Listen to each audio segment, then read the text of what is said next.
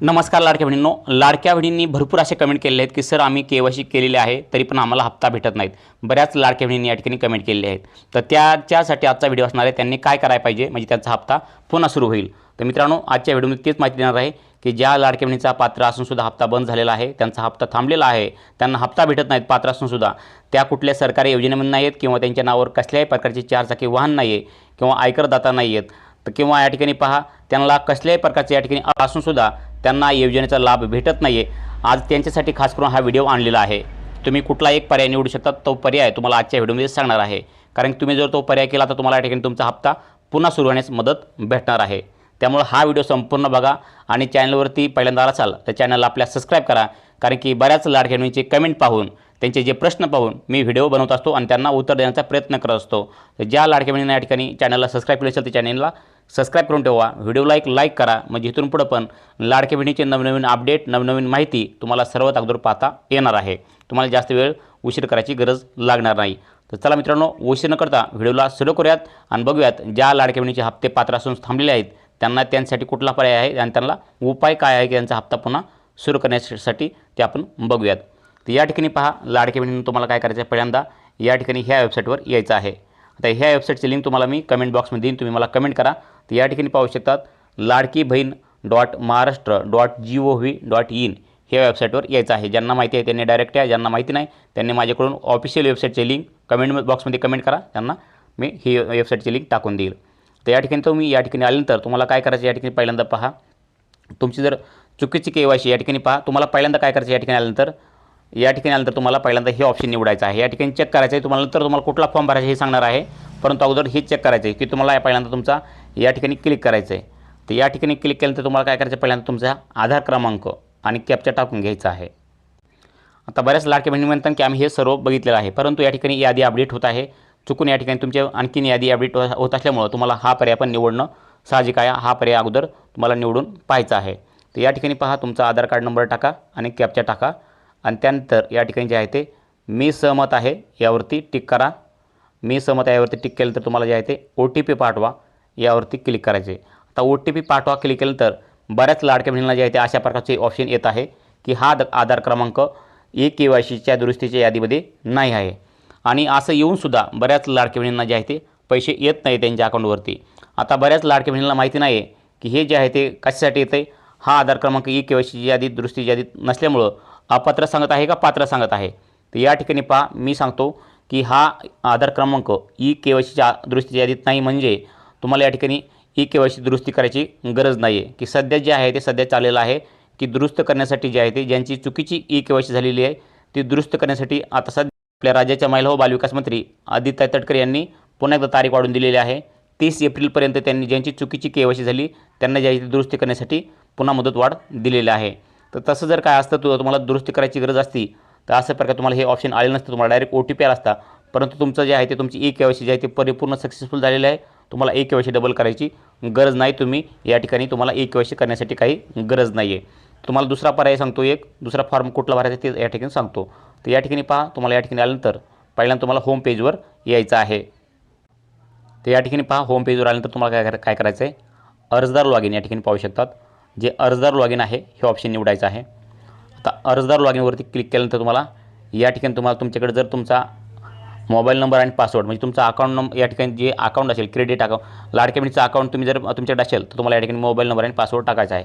तुमच्याकडे जर अकाउंट तयार केलं नसेल तुम्ही तर तुम्हाला काय करायचं आहे, तुमचं अकाउंट तयार करायचं आहे. अकाउंट कसं तयार करायचं या ठिकाणी पहा क्रिएट अकाउंटवरती क्लिक करायचं आहे. या ठिकाणी क्रिएट अकाउंटवरती क्लिक केल्यानंतर आपल्याला पहिल्यांदा काय करायचं आहे, आपल्या लाडक्या बहिणीचं आधार कार्डवर जसं नाव आहे तसं टाकायचं. इथं मोबाईल नंबर आपला टाकायचा आहे, पासवर्ड आहे पुन्हा कन्फर्म पासवर्ड करायचा आहे. त्यानंतर आपला जिल्हा निवडायचा आहे, तालुका निवडायचा आहे, गाव निवडायचं आहे, म्युन्सिपल कॉर्पोरेशन यावरती निवडायचं आहे. त्यानंतर या ठिकाणी टिक करायचं आहे आणि टिक केल्यानंतर या ठिकाणी जे आहे तुम्हाला कॅप्चा भरून घ्यायचा. या ठिकाणी पाहू शकता या ठिकाणी कॅप्चा भरायचा आहे आणि कॅप्चा भरल्यानंतर आपल्याला जे आहे ते साइन अप करायचं आहे. अशा प्रकारे आपल्याला या ठिकाणी लाडक्या बहिणीचं अकाउंट तयार करून घ्यायचं आहे. अकाउंट तयार केल्यानंतर पुन्हा आपल्याला पुन्हा आपल्या होम पेजवर यायचं आहे.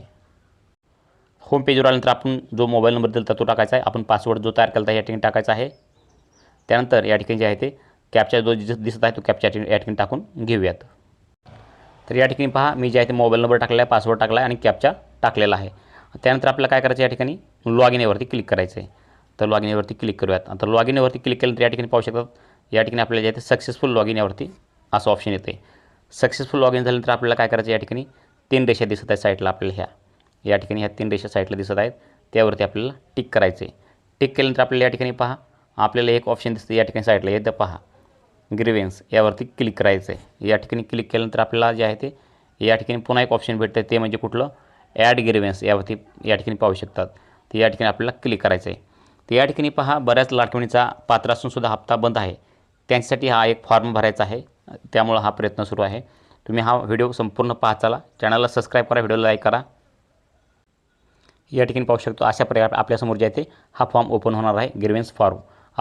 आपण जे आहे त्या ठिकाणी तक्रार फॉर्म असं पण म्हणू शकतो. तर या ठिकाणी हा फॉर्म ओपन झाल्यानंतर आपल्याला पहिला ऑप्शन निवडायचा आहे. या ठिकाणी पाहू शकतात या ठिकाणी सिलेक्ट ग्रीव्हन्स टाईप, तर या ठिकाणी क्लिक करायचं आहे.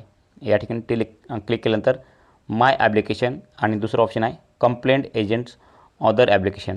तर आपल्याला जे आहे ते पहिलं ऑप्शन निवडायचं आहे, माय ॲप्लिकेशन.